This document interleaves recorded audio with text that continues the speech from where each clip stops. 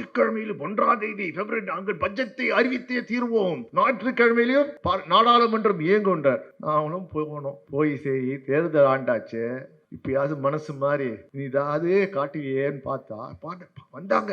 நம்ம நிர்மலா சீதாராமன் வந்தாங்க. நல்லா காஞ்சிபுரம் பட்டை போட்டு வந்தாங்க. ஆஹா பரவாயில்ல, இதோ தமிழ்நாட்டுக்கு இதா ஒண்ணு கிடைக்கும். ஏன்னா கிட்டத்தட்ட 9 வருஷமா ஒண்ணுமே கண்ணிலே அகப்படல. இந்த முறையாச்சு இந்த அம்மா வந்திருக்காங்களே, அது தமிழ்நாட்டுல ஸ்ரீரகத்துல பிறந்தவங்களாச்சு. அதுவும் போய் நல்லா சொன்னாங்களே, நீ கோயில் உண்டியில போடாத, அர்ச்சகர் தட்டுல போடுன்னு சொன்னாங்களே, இந்த நம்ம தட்டுல ஏதாவது போடுவாங்களான்னு போய் பார்த்தேன். பேசினாங்க, கிளாஸ் எடுத்தாங்க. என்னமா ஒரு பட்ஜெட்னா நான் என்ன பண்ண போறேன்னு சொல்லுனா, வெறும் இப்படியே சுத்தி பேசி, அப்புறம் இந்த கையால சுத்தி பேசி, கடைசியில வடல அல்வா கொடுத்தாங்க. தேர்தல் ஆண்டு இப்பயாச்சும் தமிழ்நாடு 2 முறை சொல்லுங்க. சரி தமிழ்நாடு விடுங்க, ஆவுனா திருக்குறள் பிடிச்சிப்பேல தேவையில்லாம நான் தமிழனாக பிறக்க வேண்டும் டிராமாலாம் போட்டேன். ஒரு திருக்குறள் ஒரு 2 வரியாவது சொல்லிருக்கலாமே, அது கூட விட்டாங்க. பாரதிய ஜனதா கட்சி, குறிப்பாக மோடி, அமித்ஷா எல்லாம் துடிக்கிறாங்க. அவர்கள் என்னென்ன, நமக்கு ஒரு அடிமை வேண்டும். எங்கே? தமிழ்நாட்டுல ஒரு அடிமை வேணும். அது எந்த உருவத்தில் வந்தாலும் கவலை இல்லை, அவன் அடிமைதான். ஏ டீமும் அடிமை, பி டீமும் அடிமை. 2 அடிமையை வச்சு ஏமாத்துறாங்க. பிஜேபி ஏ டீம் யாரு? அஇஅதிமுக. பி டீம் யாரு? உங்களுக்கு நல்லா அணில் குஞ்செல்லாம் சொல்லக்கூடாது சுமார். ஏன்னு சொல்கிறேன், என்ன அர்த்தம்? திமுகவை வீழ்த்த வேண்டும், தமிழை அழித்திட வேண்டும், தமிழ்நாட்டு மக்களின் உணர்வை சிதைக்க வேண்டும். அதற்கு எவ்வாறு உத்தரப்பிரதேசத்திலே ஓவாசிஸ் என்ற ஒரு இஸ்லாமியரை வைத்து இஸ்லாமியர்கள் வாக்குகளை பிரித்தார்களோ, அதே போல் அவர்களை ஏ டீமும் பி டீமும் சேர்ந்து தமிழர்கள் ஓட்டை, சிறுபான்மை ஓட்டுகளை, இளைஞர்கள் ஓட்டுகளை திசை திருப்பி திமுக பக்கம் விழாவிட்டால் அவர்கள் வெற்றி பெற்றுவார்கள். அவர்களுக்கு தேவையான அடிமை, அது ஏ டீம் அடிமையோ பி டீம் வந்தால் என்ன செய்வார்கள்? ஒன்றும் செய்ய மாட்டாங்க. மிகுந்த நாட்களுக்கு பிறகு 1000 விளக்கு ஒரு எழுச்சியுடன் தெரிகிறது. அதில் குறிப்பாக நம்ம அருமையன் மாப்பா அண்ணன் பேசின பிறகு எனக்கே ஒரு புத்துணர்வு வந்துச்சு. ஏனென்றால் இதுதான் திமுக. நாங்க என்ன வேணா பேசிப்போம், கிண்டல் அடிச்சுப்போம், சண்டை போட்டுப்போம். ஆனா தேர்தல் வந்துச்சுன்னா வெற்றி தான், ஒரே இலக்கு தான். அதுவும் குறிப்பாக மீண்டும் தலைவர் 2வது முறையாக முதலமைச்சராக ஏற்று முத்துவேல் ஸ்டாலின் கருணாநிதி என்கிற நான் சொல்கின்ற வார்த்தையை கேட்க அனைவரும் ஆவலாக இருக்கும் என்று நமது மாவட்ட செயலாளர் சொன்னது போல் சதிதான். இன்னைக்கு தமிழ்நாட்டின் வரலாறை பார்த்தீர்கள், சதிதான். அதுவும் குறிப்பாக திராவிட இயக்கத்தை, அதுவும் நம் தமிழர்களை வீழ்த்துவதற்கு சதி தொடர்ந்து நடந்து கொண்டே இருக்கிறது.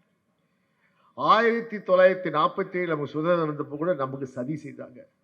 நமக்கு சரியான முறையிலே நம் தமிழ் மொழியையும் நம்ம தமிழ் பண்பாட்டையும் அங்க டெல்லியில சொல்வதற்கு ஆட்களே இல்லாம இருந்தாங்க. பெரியார் வந்தார், தமிழர் உணர்வை நமக்கு தந்தார். அண்ணா வந்தார், அதை எடுத்து சென்று நாடாளுமன்றத்தை உரத்த குரலே தமிழன் என்று பெருமையுடன் பெருமைப்படுத்தார். பிறகு கலைஞர் வந்தார், தமிழர்களுக்கு இது உரத்த குரல் சொன்னார். இன்னைக்கு பாருங்க, அவர்கள் ஆரம்பித்து விட்ட போர் முடியல. வெற்றி பெற்றோம் என்று அவர்கள் நினைத்த போது இன்று பாருங்கள், அதே போர் மீண்டும் ஆரம்பத்திலிருந்து உருவாகிவிட்டது. இன்னைக்கு என்ன பிரச்சனை? அண்ணா கண்ட இந்தியா, அண்ணா கண்ட தமிழ்நாடு, கலைஞர் கண்ட தமிழ்நாடு, பெரியார் கண்ட தமிழ்நாடு. என்ன பிரச்சனை? நாம் மொழியை ஒழித்திட வேண்டும், இருக்கும் வேரோடு அழித்திட வேண்டும் என்றுதான் அன்று டெல்லியில் உள்ளவர்கள் நினைத்தார்கள். அன்று நினைத்தார்கள், இன்றும் அதேதான் நினைத்துக் கொண்டிருக்கிறார்.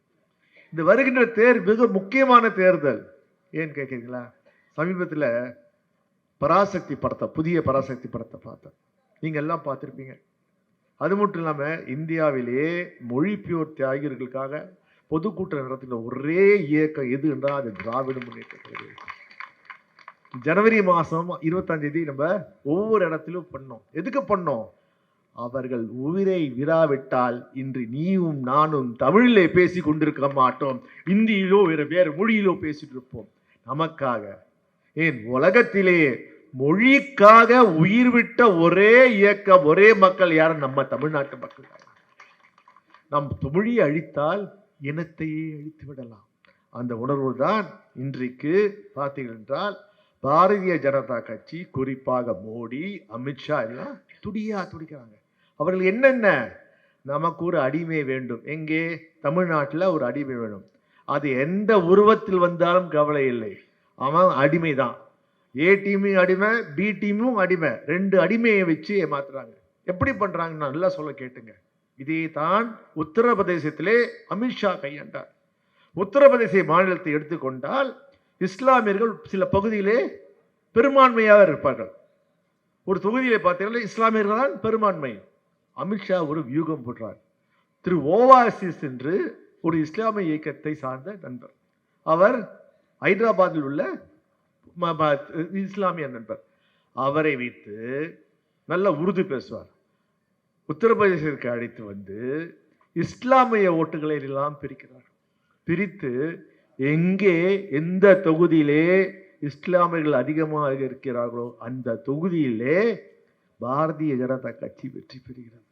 வெற்றி பெற்றுதான் முதல் முறையாக பார்த்தீர்கள் உத்தரப்பிரதேசத்திலே ஆட்சி அமைக்கிறார்கள். 80 தொகுதியிலே 65 தொகுதியிலே சட்ட நாடாளுமன்ற தொகுதி வெற்றி பெற்று மோடியும் ஆட்சி பெறுகிறார். சூழ்ச்சி என்ன? A team, B team. நமக்கு பிஜேபி ஏ டீம் யாரு? அஇஅதிமுக.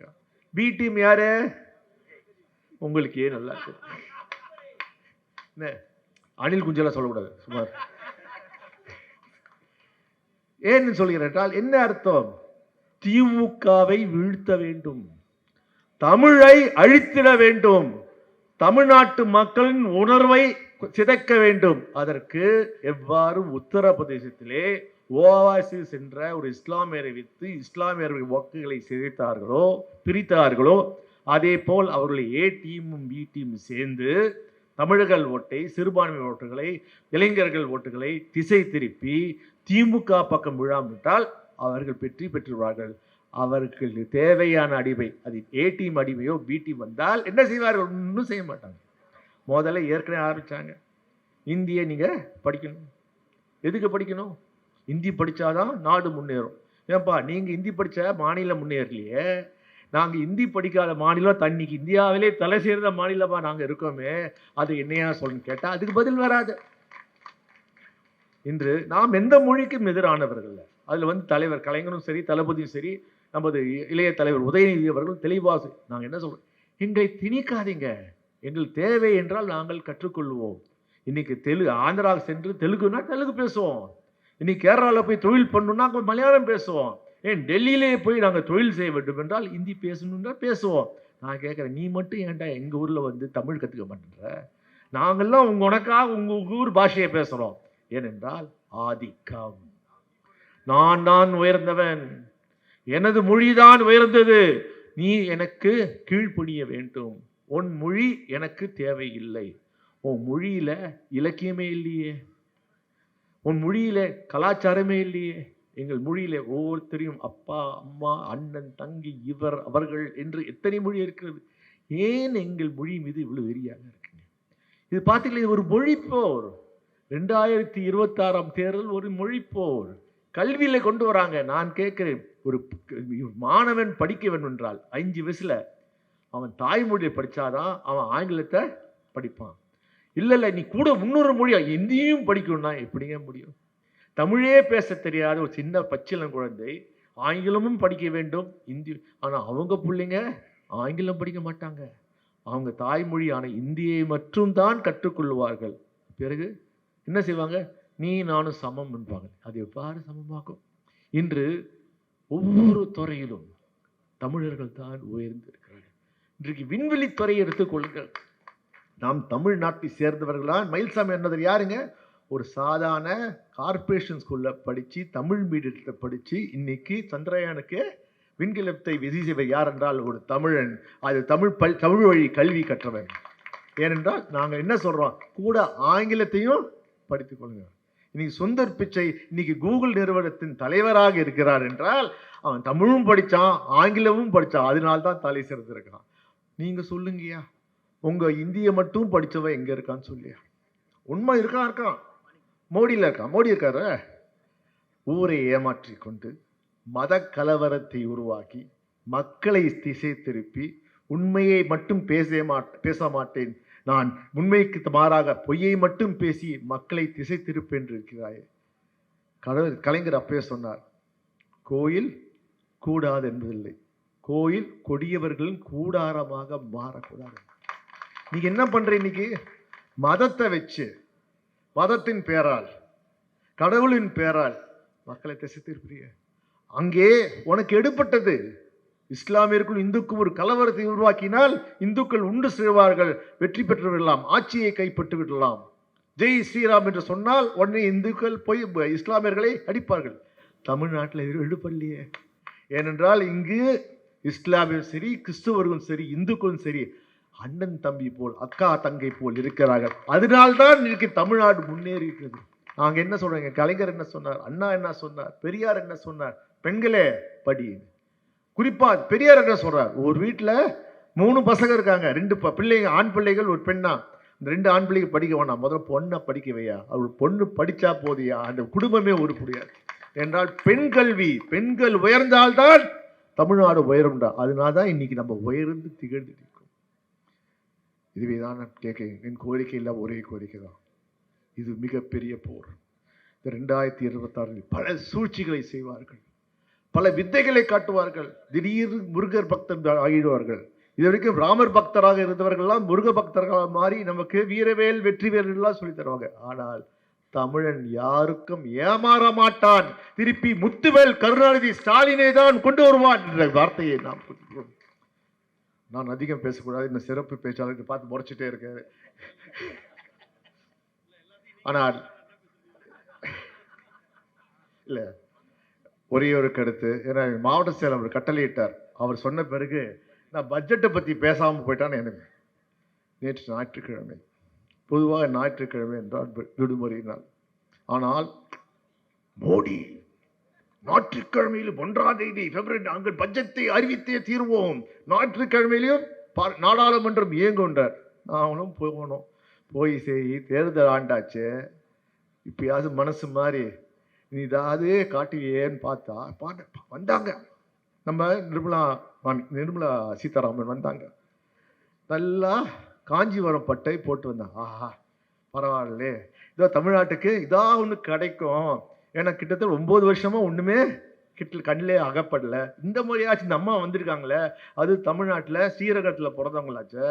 அதுவும் போய் நல்லா சொன்னாங்களே, நீ கோயில் உண்டியில போடாத, அர்ச்சகர் தட்டில் போடுன்னு சொன்னாங்களே, இந்த நம்ம தட்டில் தான் போடுவாங்களான்னு போய் பார்த்தேன். பேசினாங்க, கிளாஸ் எடுத்தாங்க. என்னம்மா ஒரு பட்ஜெட்னா நான் என்ன பண்ண போறேன்னு சொல்லுனா, வெறும் இப்படியே சுத்தி பேசி, அப்புறம் இந்த கையால சுத்தி பேசி, கடைசியில வடல அல்வா கொடுத்தாங்க. தமிழ்நாடு என்ற பேர் ஒரு முறை கூட வரவில்லை. நான் கேட்டேன், நான் என்ன சும்மா இருக்க முடியாதுல்ல, ஏமா இங்க மோடி இருந்தார், இப்போ தேர்தல் ஆண்டு இப்பயாச்சும் தமிழ்நாடு 2 முறை சொல்லுங்க. சரி தமிழ்நாடு விடுங்க, ஆவுனா திருக்குறள் பிடிச்சிப்பேல, தேவையில்லாம நான் தமிழனாக பிறக்க வேண்டும் டிராமாலாம் போட்டேன். ஒரு திருக்குறள் ஒரு 2 வரியாவது சொல்லியிருக்கலாமே, அது கூட விட்டாங்கயா. ஏன்னா கண்டிப்பாக நிச்சயமாக அவர்களுக்கு தெரிந்து விட்டது, தமிழ்நாடு என்றைக்கும் உங்கள் கண்ட்ரோல், அவுட் ஆஃப் கண்ட்ரோல். உங்க தலைவர் சொல்லுவார், வராது. கண்டிப்பா நீ என்ன வேணா போ, நீ ஏ டீம் புடி, பி டீம் புடி. ஆனால் தமிழ்நாட்டு மக்கள் தெளிவாக இருக்கிறார்கள். அவர்களுக்கு தெரியும் எனக்கு நீ என்ன செய்கிறாய், என் மக்களுக்கு நீ என்ன செய்வாய், என் மக்களின் முன்னேற்றத்திற்கு நீ உறுதுணையாக இருந்தால் நான் ஆதரிப்பேன். ஆனால் என் வருங்கால சங்கதிகளை நீ அழிக்க நினைத்தால் ஒருபோதும் தமிழன் விடமாட்டான். அவன் தெரியும், அவன் எதிர்காலத்தின் சங்கதியை காக்கக்கூடிய ஒரே தலைவன் யார் என்றால் அது முத்துவேல் கருணாநிதி ஸ்டாலின் தான் என்று சொல்லி வருகின்ற தேர்தல் நமக்கு முக்கிய தேர்தல். உங்களுக்கு நான் சொல்ல தேவையில்லை. ஆனால் யாரை வீட்டுக்கு அனுப்ப வேண்டும் என்ற தேர்தல், அந்த வீட்டுக்கு அனுப்புவதை சும்மா சவுக்கடி கொடுத்து அனுப்புங்க. நன்றி, வணக்கம்.